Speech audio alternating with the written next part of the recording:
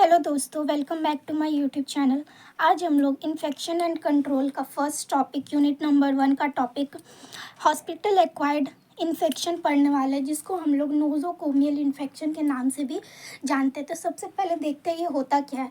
यानी कि ऐसा इन्फेक्शन जो कि किसी पेशेंट में एडमिशन के टाइम पे प्रेजेंट नहीं था, यानी कि जब उसका हॉस्पिटल में एडमिशन हो रहा था तो उस टाइम पे पेशेंट में क्या था, पेशेंट के बॉडी में वो प्रेजेंट नहीं था, लेकिन एडमिशन के 2-3 दिन बाद वो इन्फेक्शन उसको हो गया। यानी कि एडमिशन के बाद जो इन्फेक्शन होता है हॉस्पिटल में रह के, उसको हम लोग क्या बोलते हैं, नोज़ोकोमियल इन्फेक्शन या फिर हॉस्पिटल एक्वायर्ड इन्फेक्शन बोलते हैं। ठीक है, अब इसका डेफिनेशन देखते हैं।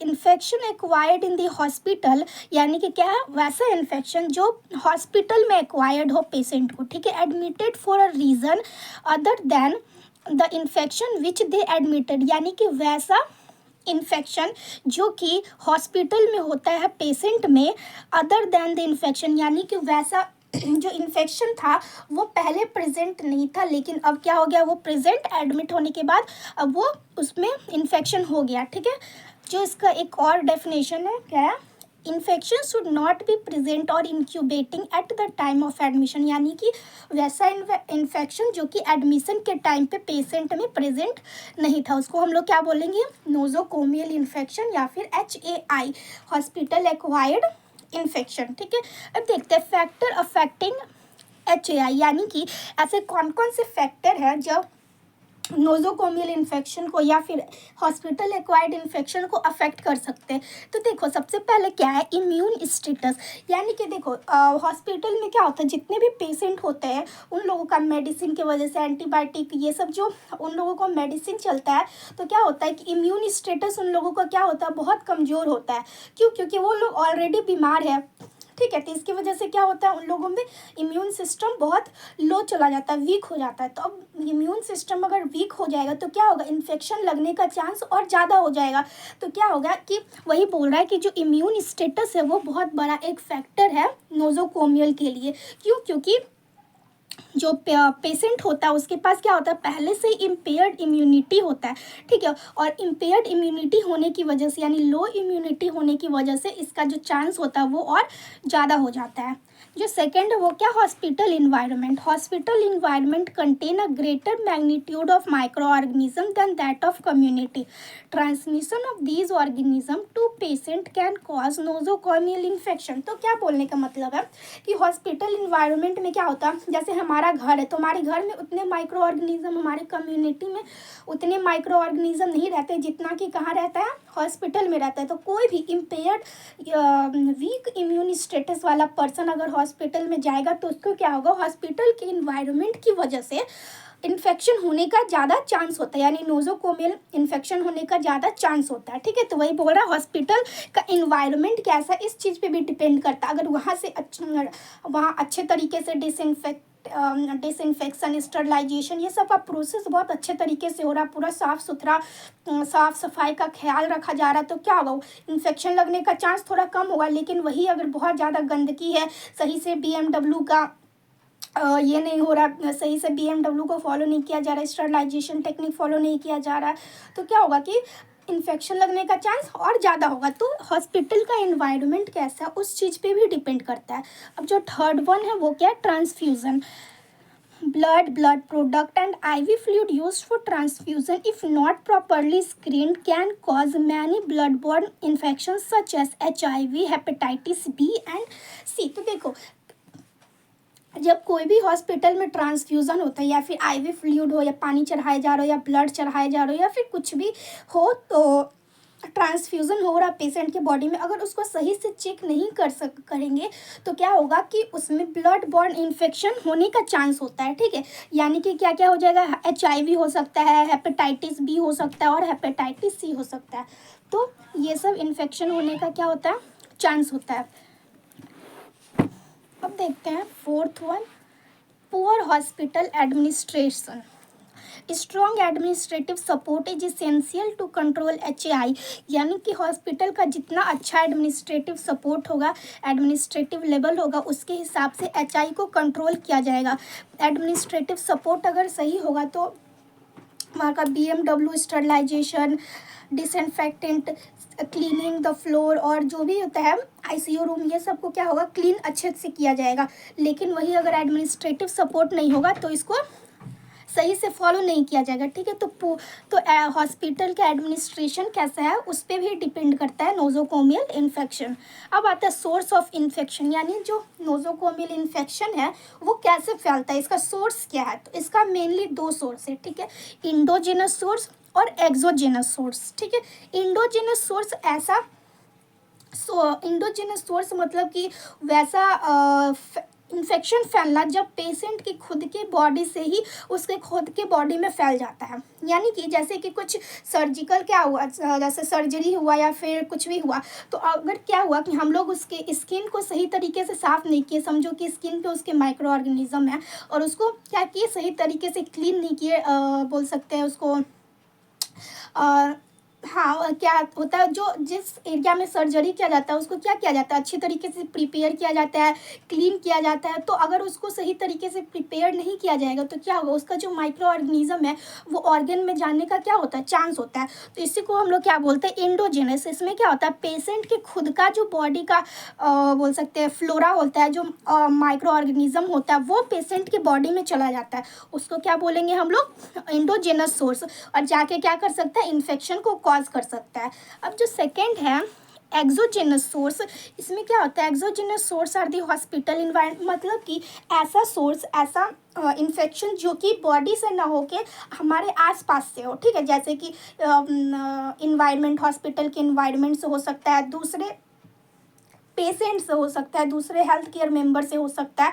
तो मतलब इसमें सब कुछ आ गया, जितना भी चीज़ हमारे आसपास में हम लोग देख रहे हैं, ठीक है, हमारे खुद के बॉडी को छोड़ के ये किस में आ जाता है, एक्सोजेनस सोर्स में आ जाता है। आ गया समझ में। इंडोजेनस सोर्स में क्या होता है, पेशेंट के खुद के बॉडी से इन्फेक्शन हो जाता है पेशेंट को, और एक्सोजेनस सोर्स में मतलब कि हमारे आसपास जितने भी चीज़ प्रेजेंट है उससे इन्फेक्शन हो जाता है, उसको क्या बोलेंगे, एक्सोजेनस सोर्स। इसमें क्या क्या आता है, hospital environment, health care worker और पेशेंट, एक एक करके इसको थोड़ा देख लेते हैं। इन्वायरमेंटल सोर्सेज में क्या आ जाता है हमारा, इन्वायरमेंटल सोर्स में हमारा आ जाता है इनएनिमेट ऑब्जेक्ट। इनएनिमेट ऑब्जेक्ट यानी कि नॉन लिविंग थिंग्स, ठीक है, हमारे जो भी आसपास में नॉन लिविंग थिंग्स प्रेजेंट है उससे इन्फेक्शन होना। फूड से भी हो सकता है, वाटर से हो सकता है, अगर उसको सही तरीके से बनाया नहीं जा रहा हो, क्लीन नहीं किया जा रहा हो तो क्या होगा, बर्तन को साफ़ सफाई नहीं किया जा रहा हो तो इससे भी पानी, हवा, वाटर, ये सब से क्या होता है, नोजोकोमियल इन्फेक्शन फैल सकता है हॉस्पिटल में। जो नॉन लिविंग थिंग्स है, जो इनएनिमेट ऑब्जेक्ट है, उसमें क्या किया जाएगा, bed, pan, body fluid, catheter, endoscope. अगर किसी भी पेशेंट को अगर कैथेटर लगा हुआ है, एंडोस्कोप लगा हुआ है, तो उसको क्या होता है, क्लीन करने का टेक्निक होता है, उसको पूरी अच्छे तरीके से क्लीन करना होता है। रेगुलर बेसिस पे उसको देखना रहता है कहीं कोई उसमें इन्फेक्शन तो अकर नहीं हो रहा है, तो उस पर ध्यान देना होता है, ठीक है। लेकिन अगर इस सब पे ध्यान नहीं दिया जाता है तो क्या हो जाता है, इन सभी चीज़ों की वजह से एक्सोजेनस सोर्स जो है उसकी वजह से क्या होता है, नोजोकोमियल इन्फेक्शन होता है। अब आता है हेल्थ केयर वर्कर। जैसे कि अगर हेल्थ केयर वर्कर में किसी भी वर्कर को, किसी भी हॉस्पिटल स्टाफ को क्या ऑलरेडी इन्फेक्शन हो रखा है, तो वो भी क्या करेगा, उस चीज़ को पेशेंट को फैलाने का काम करेगा, यानी कैरियर का काम करेगा। अदर पेशेंट, अगर अदर पेशेंट को भी कुछ इन्फेक्शन है तो वो भी क्या करेगा, दूसरे पेशेंट को फैला देगा, अगर उसको सही से आइसोलेट करके नहीं रखा गया तो, ठीक है। तो ये सब क्या था, हमारा सोर्स ऑफ इन्फेक्शन था। अब हम लोग देखते हैं micro organism involve in nature, यानी कि ऐसे तो कोई भी माइक्रो ऑर्गेनिज्म क्या हो सकता है नोजोकोमियल इन्फेक्शन पे में, लेकिन मेनली ये सब जो बैक्टीरिया है ये सब पाए जाते हैं हॉस्पिटल में। कौन कौन से, Enterococcus faecium, Staphylococcus aureus, Klebsiella pneumoniae and Acinetobacter baumannii, Pseudomonas aeruginosa, Escherichia coli and Candida albicans. तो ये सब के बारे में आप लोगों ने माइक्रोबायोलॉजी में पढ़ा होगा, तो इतना एक्सप्लेन करने का जरूरत नहीं है इसमें, ठीक है। अब देखते हैं हम लोग सोर्स ऑफ ट्रांसमिशन।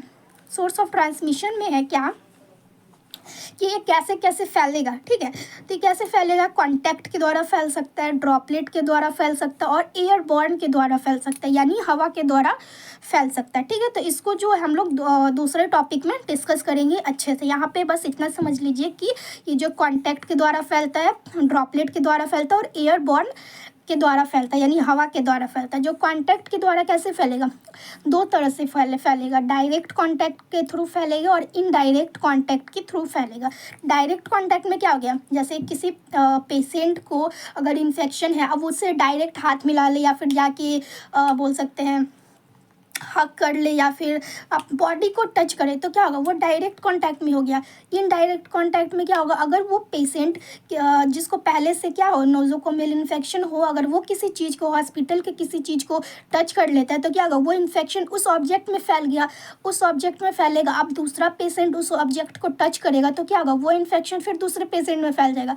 तो इसको क्या बोलेंगे हम लोग, इनडायरेक्ट कॉन्टैक्ट, यानी कि आप डायरेक्ट पेशेंट के कॉन्टैक्ट में नहीं आ रहे हो, लेकिन उस ऑब्जेक्ट को जिसने उसको छुआ है, जिसने उस ऑब्जेक्ट को छुआ है, उस ऑब्जेक्ट को आप छूकर क्या हो रहा है, आप में नोज़ोकोमियल इन्फेक्शन हो रहा है। तो इसी को हम लोग क्या बोलेंगे, इनडायरेक्ट कांटेक्ट बोलेंगे। ठीक है, अब नोज़ोकोमियल इन्फेक्शन के टाइप कितने होते हैं, तो इसका जो होता है वो मेनली 4 टाइप होता है। ठीक है, catheter associated urinary track infection, जिसको हम लोग क्वाटी के नाम से जानते हैं। Central line associated blood stream infection, जिसको हम लोग क्लाब्सी के नाम से जानते हैं।